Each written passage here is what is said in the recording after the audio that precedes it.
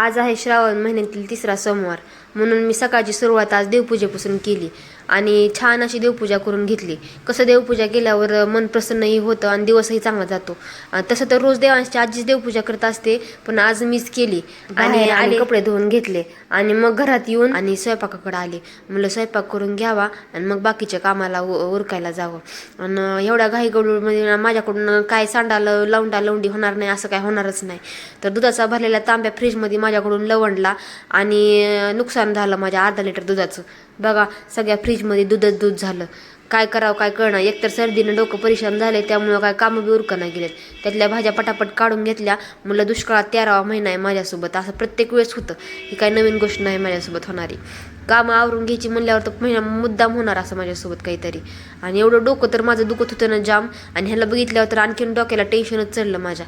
मग काय काढलं सगळं सामान आणि म्हणलं बाजूला ठेवलं. म्हणलं घेता येईल पुन्हा पुसून. आणि इकडं मी भगर बनवली आणि इथं आम्ही जेवायला बसलो. तर भगर का बनवली तर सकाळीच माझ्या लक्षातच नाही राहिलं, चहा आणि ब्रेडच खाल्ला मी. आणि नंतर लक्षात आलं सोमवार होता, म्हणून म्हणलं आज जाऊ द्या, आज चहा आणि ब्रेड खाल्ल्या त्याच्यावर सोडावं सोमवार आणि आज दिवसभर नुसतं फराळच करावी. आणि इकडं मी दूध रात्रीचं लक्षातच नाही गरम करायचं आणि ते खराबच झालं. म्हणून मी आता त्याला म्हणलं खराब झालं दूध टाकून कसं द्यावं, म्हणून मी काय केलं, पातेल्यात साखर टाकली आणि दूध स्लो फ्लेमवर ठेवलं गरम होण्यासाठी. आणि ह्याची मिठाई करता येईल म्हणलं. आणि त्याला पूर्ण दूध आटेपर्यंत ठेवून दिलं. आणि एक छोटी वाटी होती माझ्याकडे, त्या छोट्या वाटीमध्ये काढून घेतलं आणि त्या वाटीला मी फ्रीजमध्ये नेऊन ठेवलं.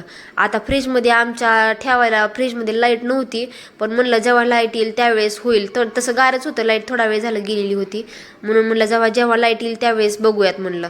आणि सर्दीने एवढं परेशान केलं ना मला, तर मी इकडं चहा ठेवला गॅसवर आणि मी माझा चहा पिऊन घेते.